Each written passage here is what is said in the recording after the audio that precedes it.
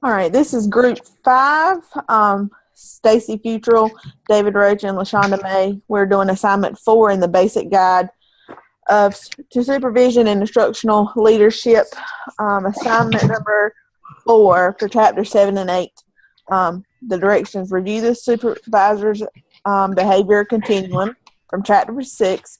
Be sure that you understand the dynamic of the teacher and supervisor's behavior along the continuum.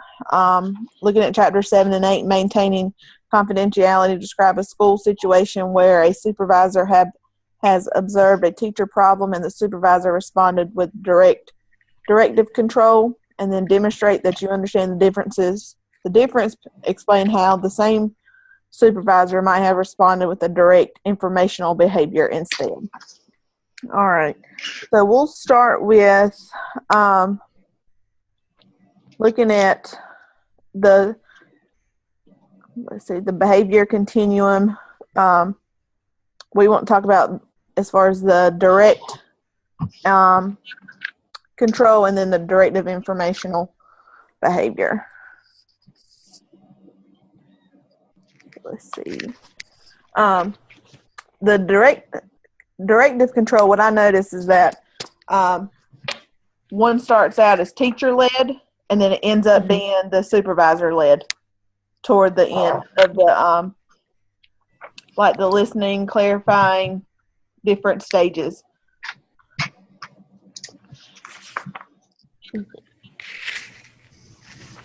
Yeah, that's what was on the continuum. Because if you look at figure 6.1, where you see the uppercase C on the top, the C stays on top, of course, throughout the continuum, and the S is at the bottom. But the collaboration comes right in the middle, and that's when it leads to the admin or supervisor control for the most part. Okay, I gotcha.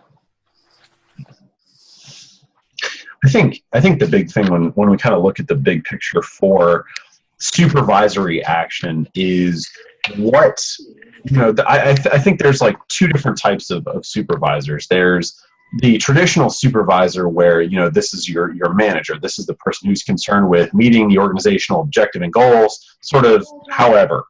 Whereas when you look at, the more of the teacher empowerment route, you're looking at a supervisor who is interested in working with and collaborating with his team members. Notice I said team members and not employees, right? I think that there's a distinction there. But collaborating with them in order to find solutions that take into account the needs of the teacher as well as the needs of the organization, so that sort of both are working together and both are empowered, if that makes sense.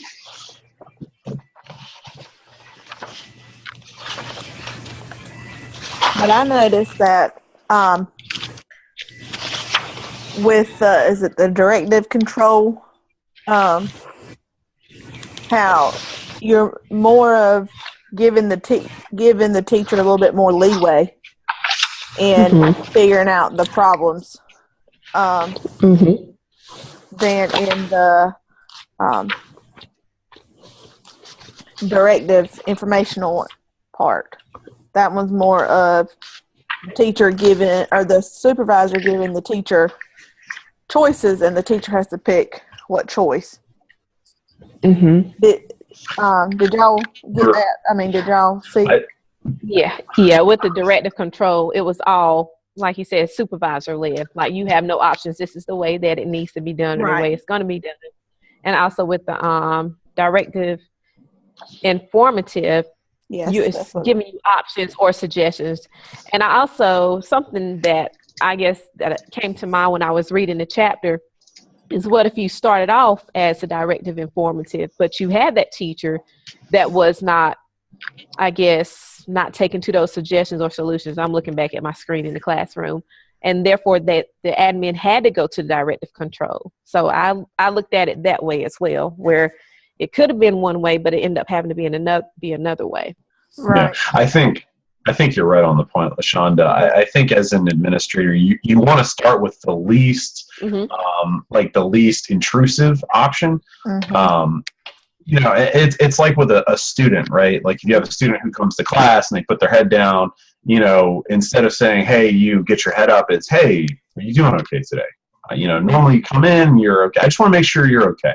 because I know you wouldn't come in and purposely try to railroad my class, right? You know, that type of thing. Yeah. Where, you know, because I know for me as a teacher, like there are days I come in and I'm like, man, I was throwing up last night and I feel terrible. So, you know, I don't want my admin to come in and say, hey, you know, why don't you have today's standard written on the board? Bad teacher, you know. And it's like, I'm sorry, dude. It's you know, 8:05.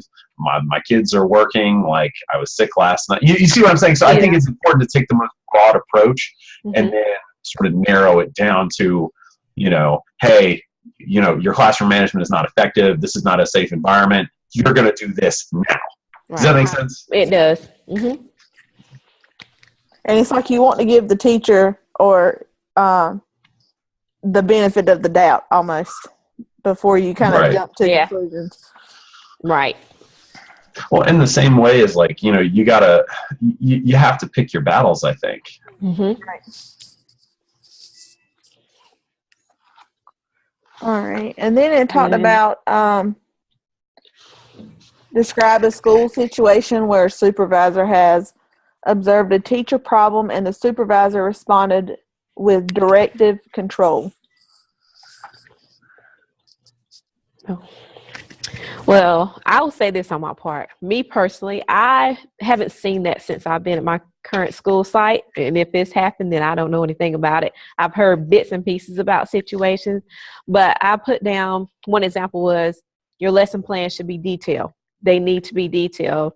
That's for directive control, but directive informative, adding details and focus objectives to your lesson plans will give both you and the students a better understanding. So I see it as suggesting and encouraging at the same time. Yeah, I agree. I was thinking we had a little EC problem at the beginning of the year. The teacher not making sure all the students are she was giving them the time, but just making sure that she wasn't just not having them do anything. So my administrator made sure, you know, she kind of went in and looked at it and gave other EC teachers and the administrators gave the teacher, you know, suggestions almost, and kind of letting her choose maybe which one, or not really which one, but first letting her try to fix it on her own. And then ended up we were having to go back and meet again, and that's where it turned into more of a directive informative kind of thing situation, because then we ended up giving her, you know, the choices of like what would work and what needed to be done in the classroom, and she needed to pick and choose. Right. And also another, I guess, example of that would be if you have a BT teacher, admin might say, okay, my expectation as a beginning teacher in this school is for you to attend classroom management PD versus I would suggest observing other classrooms. And then if you would like, also sign up for professional development instead of, okay, you just need classroom management and so forth. Right. Sorry about that. My computer decided I was going to restart. So it's fine. We were talking about describing a school situation where the supervisor observed the teacher problem and the supervisor responded with the directive control. And then how do you think the same supervisor might have responded with the direct informational behavior instead for those two things? The one I listed, or the one I talked about in my essay assignment thing, was actually one that happened. We had a first year teacher who was lateral entry into music, band, chorus, choral teacher, and his classroom management was bad. Like not bad, but just like he was oblivious. Like there was a kid waving a music stand around. He didn't say anything. This type, like it. I did a pure observation. I stopped class. If that says anything, I said, guys, this is not what we're doing. You know, and that was one of the things I picked out from the reading is that, you know, the directive control method is usable when it's imperative that something is going wrong. The administrator needs to step in and say, hey, look, this is the way we're going to do things. And I think that was a good example of where, that was not a safe environment. If you have such little control over your class that kids are able to swing music stands around and are not receptive to any type of not command, any type of request from the teacher, and you don't see anything wrong with that, like, that's a problem. So I think that a lot of these suggestions or a lot of these control methods need to be used based on it's based on the need of the teacher, if that makes sense. If you see a second or third year teacher and something's going on in that classroom, I think you need to approach it differently than a first year teacher, because a lot of times if like, for example, the lateral entry guy, his classroom was out of order, and how much of that was because he was desperate for someone to say, hey, look, you're doing it wrong, do it this way. Does that make sense? Or to get a baseline of what is acceptable. So I guess the second part was, how the directive informational.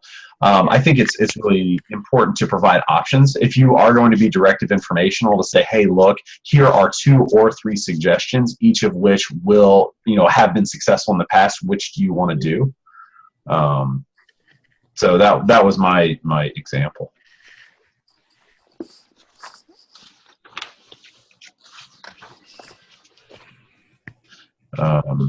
It's funny. I'm sorry if I'm talking too much. Just tell me. But it's funny because, like, I attended a summer camp training when I was like 20, and it was for work. I was working with like 5-year-olds, 5 and 6-year-olds, and it's funny because they, how when you go to trainings and stuff, the videos they show and the things, the little icebreakers, you're like, all right, when are we done and when can we actually do it? But one of them was on Becky Bailey, and it was called Conscious Discipline.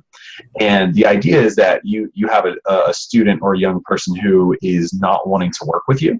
And what you do is you just provide them a series of options, both of which are okay with you. So like the classic example is like, eat your snack. I don't want to eat my snack. Okay. Do you want to, have crackers, or do you want to have goldfish? Both of which. So, that's something that I've used in my classroom a lot. A student, I don't want to do anything today. Okay, well, let me put it to you like this. Do you want to work on your vocabulary for a little bit? Or would you prefer to get caught up on some missing work from another day? I don't want to do it. Okay, well, do you want to work on, you just sort of cycle through different options. Same thing, like I had a kid say, Mr. Roach, I don't want to be in class, I want to go to ISS. And I said, well, I'm not going to send you to ISS because you haven't done anything. That's not fair to you. And he says, well, I'll just do something to get sent to ISS. And I said, okay, well, would you rather sit in your normal seat today? I've got like a VIP seat at, sort of off to the side to say, hey, look, you're whatever. So I said, you want to sit there, or would you rather sit in the VIP seat? And he says, I don't want to do either. And I said, okay, well, how can we provide options so that it's not me being totally directive saying, you're going to do this, right? Saying, here are some options. Which one do you prefer? Yeah, we, David, now that you're saying that, we, in the behavior classroom when I was in Lenore County, we had forced choices, which is basically that right there. And that's how we kind of went about with our behavior students. The choice that we wanted them to do never changed. It stayed consistent the whole time. Now, something that, we might say, okay, well, if you do these 5 problems, you can have 5 minutes of doing something you want to do. But it had to be, we would tell them kind of what they would want to do. So then it was kind of these both methods. You still still told them what they had a choice of which one, what to do, but they had to do this before they could do that. So it's kind of, they still had a little bit of leeway, but we made sure that they did what we wanted them to do. And I think you're right on the money, Stacy. As far as being, in your, you don't want to walk in and say, I'm the boss, right? Like, and the classic example is the principal who sits behind his big desk and says, well, I'm the boss and we're going to do things this way, right? Right. I think that that is effective up to a certain point, but I don't know that necessarily builds like community, if that makes sense. I know for me, like I've certainly worked with individuals who have told me exactly what I'm going to do and exactly how I'm going to do it. Yes sir, yes ma'am. But I think it's more positive. I think you're going to get more out of people if you are able to say, hey, look, here's the issue I'm seeing. Here are some things that can work. How can we work together to make sure that you're able to be effective, because you're a good teacher and I want you to be effective and I want to help with that. So how can I help, as opposed to this is what you're doing wrong? Does that make sense? Right. It does. So yeah, and I see parallels between the stuttering, the supervisory behavior continuum. I see parallels between that, and how you can work with teachers. It's like there are people at my school that I teach with that are on my grade level that are very sort of persistent, or you could even say stubborn about policies and the way we're going to do things as a grade level. And it's always more beneficial, in my opinion, to say, hey, do you think this is a good idea? I don't know if this is a good idea. What do you think? As opposed, like, I know it's a good idea. That's why I brought it up. Duh, right? But you come at it from an angle of, hey, what do you think? Especially someone who's been there 15 years, like, it's important to be able to work with people as opposed to being, hammered down, I'm going to flex my position. If that makes sense. I'm talking. Yes. I'm shut up. Yes. You're not. But when I was looking at the figure 7.1 with the directive control continuum, it talks about asking the teacher for input into the problem and like asking the teacher for input into the solution. But if you still if you're still pretty much whatever the supervisor says, why are you even gonna, am I reading into it wrong? Like, yeah. It says that's where that the supervisor tells the teacher what to do, but then you're still asking the supervisor wants to know the input. That was I was a little bit confused about that one. I think that's the part where it talked about manipulation, where it does not advocate manipulation. Where that's where it's like you get the phone call, why don't you come to the office? Hey, we need, we've got some openings in another grade level or subject area, and we need someone to take it. And what do you think the best thing to do here is? Okay, I see that. I see that. You see what I'm saying? Yeah. That was what I was a little confused about. Because I was thinking at first, it sounded like the teacher might have had time to fix it before, or, the teacher had more input into fixing it. But, reading in that top paragraph above it, it says, that the supervisor tells the teacher what to do and then provides an explanation of why the suggestions will work. Right. Well, I think there's two ways you can look at it, especially when it comes to like phrasing. So like if I call me in and I say, well, Mr. Roach, what was wrong with your classroom this afternoon? Well, my kids were up wandering around. And is that a good thing? No, sir, it's not. So what are some things that we're going to go ahead and do to get that handled? You see, it can come across as very patronizing as opposed to, hey, how do you think today went? Well, bad. Well, okay. Well, you see how there's two ways you can approach it. One is very patronizing, where I'm like, the boss. That's what you're talking about. When I'm the boss, I know it all, and I'm going to do. Yeah. Right. Well, if a teacher's not in control of their classroom, like 99% of the time, they know they're not in control of their classroom, and they know it looks bad. Right. And they're probably embarrassed. So to make them sit there publicly or privately and say, "Yes, I'm not in control. I don't know what I'm doing," like that's a waste of time. I mean. Maybe that's just me, or maybe I've been in that position. It feels really terrible. All right. Is there anything else that we need to add? I think we covered everything that we're supposed to. Yeah, but Stacey, going back to what you said, how you saw where it was kind of confusing, where it's asking for the teacher input, like towards the end. Right. I guess that could go back to like supervisor saying, okay, this is what's going to be done, but at the same time, let me get your input on what's going to be done. Yeah, that's what I'm giving you another chance. Yeah, it's like I'm giving you another chance, but bottom line, this is what's going to happen.